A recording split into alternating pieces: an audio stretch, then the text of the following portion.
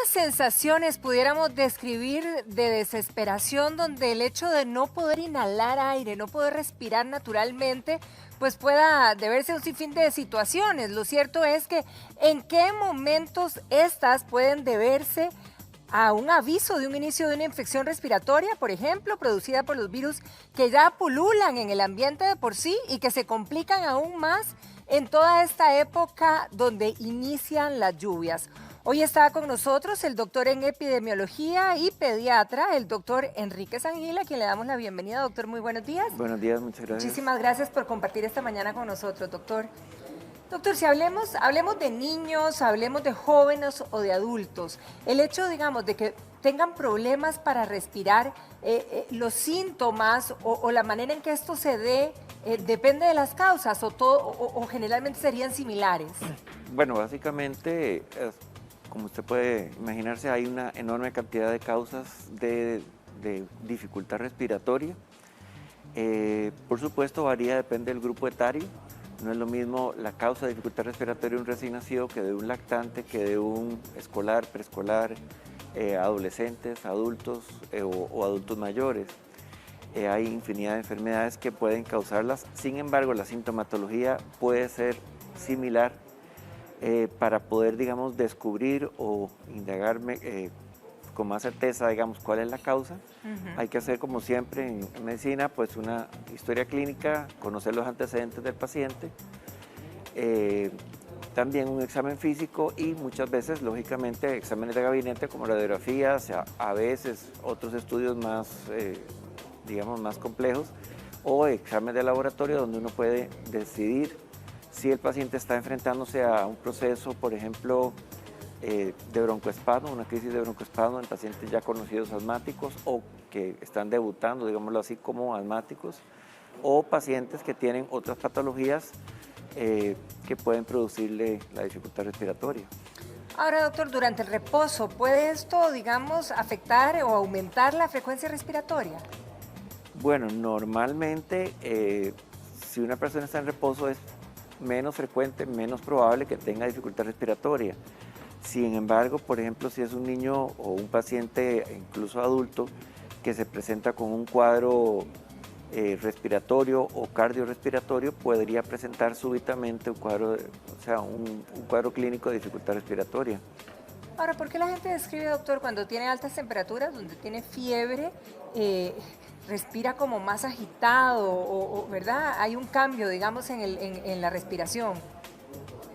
No es exactamente por la fiebre, pero sí hay como un aumento del metabolismo porque la fiebre es simplemente un indicador. La fiebre es como decir una luz roja que se prende, ¿verdad?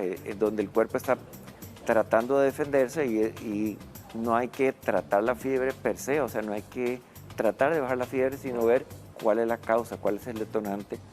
Entonces puede ser, por ejemplo, una bronquiolitis, una bronconeumonía, muchos procesos infecciosos, incluso sistémicos, o sea, que afectan a todo el cuerpo, los causantes de esa fiebre y de los síntomas asociados. Ahora, doctor, esta sensación de falta de aire, ¿verdad? Y creo que más que nunca, evidentemente, le prestamos atención a esta sensación, pero lo cierto es que también este síntoma o esta falta, ¿verdad? Se da también en personas que están muy ansiosas, en personas que están con mucho estrés. Entonces, de alguna manera uno dice, bueno, ¿cómo realmente discernir qué es lo que está sucediendo? ¿Qué es lo que me está afectando? Bueno, por eso, a eso me refería cuando la persona, digamos, si es conocido por la familia, que es una persona que está ante un cuadro, ante un proceso, digamos, de tipo ya más emocional. Entonces uno puede decir, bueno, es un proceso, digamos, emotivo, y si la persona está ansiosa, sí, obviamente puede presentar un cuadro incluso de hiperventilación, pero eso es muy diferente de cuando la persona tiene una patología de fondo, cardíaca o pulmonar, o cardiopulmonar, digámoslo así, donde uno al examen físico encuentra, por ejemplo, otros signos, por ejemplo, lo que le llaman roncos, sibilancias, que es como una especie de ronquido cuando uno ausculta al paciente. ¿Verdad? Sí. Sibilancias es como uno les dice a las mamás, por ejemplo, a veces usted ha oído, porque a veces no hay ni siquiera que poner estetoscopio, uno le dice, ha oído como un pleitito de gatos, ¿verdad? Sí. Y uno oye como un pleitillo de gatos.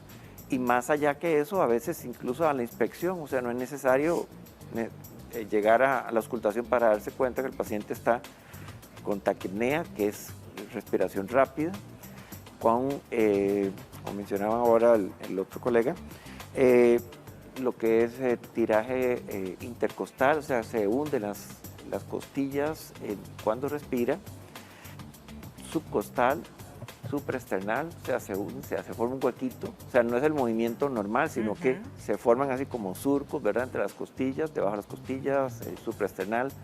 En casos extremos puede haber incluso cianosis, o sea, peribucal, que es coloración azulada. Previamente puede haber palidez, pero azulada, digamos, en las uñas, alrededor de la boca. Eso ya son casos, digamos, más avanzados de cuadros de dificultad respiratoria. Ahora, estos síntomas que usted mencionaba de dificultad respiratoria, ¿son en casos de que tengamos realmente ya un problema pulmonar o una infección? Generalmente, no necesariamente infección, pero sí puede haber infección o puede haber otros problemas pulmonares. Un tromboembolismo pulmonar puede ser causa de esas manifestaciones, que no necesariamente, o sea, no es un proceso infeccioso. En caso de niños puede ser una crisis de broncoespasmo, que también se puede dar en adultos. O sea, hay muchas patologías. Un cuerpo extraño, obviamente, puede producir un cuadro de dificultad respiratoria que no tiene nada que ver con un proceso infeccioso. Y con mucha frecuencia, por ejemplo, en lactantes menores de 6 meses en especial, bronquiolitis, que es diferente de bronquitis, ¿verdad? Que es una afección generalmente de etiología viral que afecta las vías respiratorias inferiores, donde hay producción de moco y dificultad respiratoria asociada. Doctor, en los Estados Unidos ya, digamos, yéndonos al panorama de lo que estamos enfrentando en este momento, ¿verdad? En esta pandemia del COVID-19, ya se están vacunando a chiquillos menores, ¿verdad? Desde los 12 años para arriba, ya fue aprobada, es la Pfizer la que se está poniendo a los chicos. Bueno, evidentemente nosotros anhelamos estar vacunados ya como adultos, pero también nuestra juventud aquí en el país. ¿Cuál es la visión o cuánto más o menos, o cuál es tu criterio, ¿verdad, al respecto? Bueno, me parece genial que se hagan esfuerzos para que la población juvenil pueda ser vacunada, porque tienen diferentes comportamientos. Sabemos que tal vez los adultos mayores o los adultos de mediana edad, digámoslo así, pueden tener estilos de vida un poquito más tranquilos. Sin embargo, los adolescentes o los adultos jóvenes son los que tienden más, en general, a ir a fiestas, a ir a sentirse con más libertad. Exacto, quizá, sentirse ¿verdad? con más libertad. Y tampoco quiero decir con esto que la vacuna es permiso para ser loco, ¿verdad? Sí, no. Pero es una medida más para disminuir, atenuar, como dicen, la ola de la pandemia. Pero no quiero que quede el concepto de que si usted se puede vacunar y ya puede hacer lo que quiera, ¿no? Lamentablemente son múltiples medidas, las medidas que ya se han conocido por todos, el distanciamiento, el disminuir el aforo a los sitios cerrados, es diferente estar al aire libre que estar en un lugar con poca ventilación, las medidas de protección, ¿verdad? Todo eso es fundamental, además de la vacuna.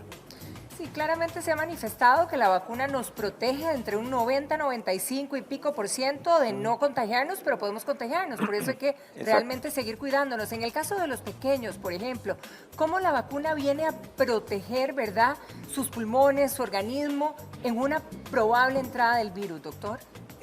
Bueno, las vacunas estas, por ejemplo la de Pfizer-BioNTech, es una vacuna de ARN, que es el material nucleico.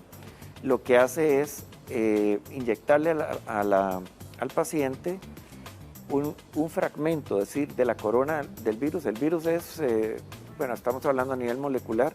El virus está compuesto simplemente por una nucleocápside, que es como decir una bolita, digámoslo así, de proteína estructurales, con proteínas no estructurales, que son las que tienen que ver con la forma para reproducir el virus, y tiene una serie de espículas, que son las coronas que le dan el nombre al virus.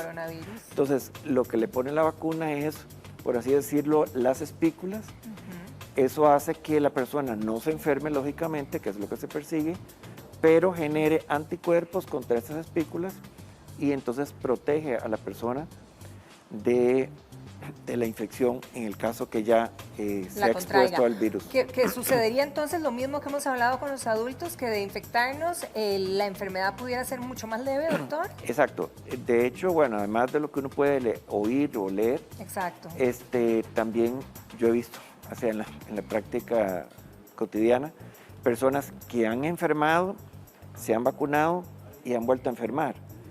Y esto también está escrito. O personas que no se han enfermado antes, pero se han vacunado con el esquema completo, con el tiempo estipulado y vuelven poco después, un mes después, 2 meses después, y se enferman, pero es muy leve.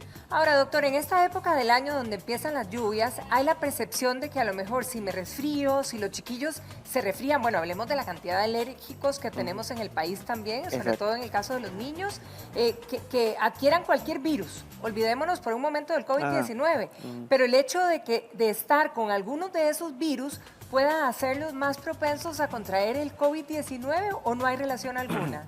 Bueno, no exactamente, pero de todas maneras, cualquier infección viral puede predisponer a la persona a disminuir su sistema defensivo. De hecho, hay muchos cuadros donde el paciente tiene un proceso viral y después se complica con un proceso bacteriano, digamos, se agrava por... Ahora, evidentemente sigue en la mesa la polémica de que las clases sean solo virtuales, ¿verdad? Hay muchos padres de familia pidiendo solo virtualidad y que no haya presencialidad del todo. ¿Cuál ha sido el comportamiento, doctora? ¿Realmente los casos de contagio en las escuelas y colegios son muy pocas? Hasta donde conozco ha sido poco.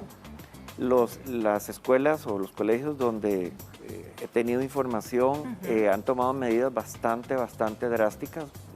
No conozco si todos los colegios o escuelas han tenido la misma rigurosidad en ese control. Sin embargo, hay que tomar en cuenta que la población infantil y juvenil, adolescentes, niños, si los adultos les cuesta más esa población de que no se toquen, no se abracen, no jueguen con contacto físico, use la mascarilla todo el tiempo, ese tipo de cosas, eso tengo mis reservas al respecto. Y por otra parte, hay que tomar en cuenta que en los colegios, escuelas, en todos los centros educativos, no solamente están niños y adolescentes, hay población adulta, en algunos casos hasta adulta un poquito mayor. Claro. Exactamente. ¿Cierto? Y se han visto algunos casos no le voy a decir que masivamente, pero sí se han visto algunos casos de infecciones. Que se han complicado. Y algunos casos, no muchos, pues algunos casos lamentables, ¿verdad? Ahora, doctor, si pudiéramos repasar los síntomas en un eventual contagio del COVID en la población infantil, ¿se comporta como en los adultos o hay cosas específicas en los niños? Bueno, todavía hay mucho que averiguar al respecto, ¿verdad? Sí. Sin embargo, hemos visto que afortunadamente la población infantil se afecta con menos severidad, con menos gravedad que la población adulta. Sin embargo, hay un síndrome, el síndrome multisistémico, inflamatorio multisistémico, que es 0.15% de incidencia, o sea, es bastante baja, que puede ser potencialmente muy grave. Han habido aquí en Costa Rica un poco más de 30 casos, afortunadamente ninguno ha fallecido. Hay mucho que investigar al respecto todavía. En niños, en general, el cuadro clínico es menor, es más leve. Ahora, doctor, otra solicitud que también se hace de parte de la población de profesores, ¿verdad?, es que se vacunen a los profesores que tienen algún factor de riesgo. ¿Qué tan expuestos estarían ellos, digamos, frente a los chicos, digamos, en las aulas, ¿verdad? Que esa es su mayor preocupación, me imagino. Bueno, yo, por supuesto, pienso que debe vacunarse en especial a grupos de alto riesgo primero, ¿verdad? Sí, claro. Pues a toda la población. Personas diabéticas, hipertensas o con patologías de fondo como, bueno, obesidad, por ejemplo, nefropatías, enfermedades, ¿verdad?, renales. Hay muchos otros problemas respiratorios crónicos. Toda esa población es más susceptible y puede perfectamente estar trabajando en un colegio. O sea que esa población debe de vacunarse prioritariamente. Lo más pronto posible. Exacto. Ahora, en el caso de los niños que son asmáticos, doctor, el hecho de que pueda haber un eventual contagio, ¿los expone más a que se complique la enfermedad? Hasta donde se ha visto, lo que se ha visto hasta el momento, no se ha visto mayor afección, como digo, en población infantil. Sin embargo, en Costa Rica tenemos que aproximadamente ha habido más de 20,000 casos de niños afectados, con muy buenos resultados en el sentido de que no ha habido tantas hospitalizaciones y por supuesto no ha habido la letalidad que se ha visto en adultos. Por ejemplo, si usted tiene alrededor de 40 años, tiene una tasa de letalidad del 0.4%, si tiene 50 años sube a 3.6%, si tiene 60 años sube al 8% y si tiene 70 años sube más aún. Sí, en claro. personas mayores de 80 años es cuando llega casi al 15% de letalidad. Sin embargo, si una persona ya de por sí es susceptible a problemas respiratorios y encima tiene un cuadro viral de cualquier tipo, estamos hablando de viral respiratorio, llámese influenza, llámese coronavirus, yo diría obviamente que es una población prioritaria para vacunar. Definitivamente. Doctor Sangil, muchísimas gracias, ¿verdad?, por haber venido a compartir con nosotros y sobre todo, bueno, por mostrarnos este panorama. Lo cierto es que hay que seguir cuidándonos, Sí, toda la población. Toda la población. Muchísimas gracias, A ustedes, doctor. muchas Que pase un gracias. feliz día y gracias por compartir con nosotros. Gracias.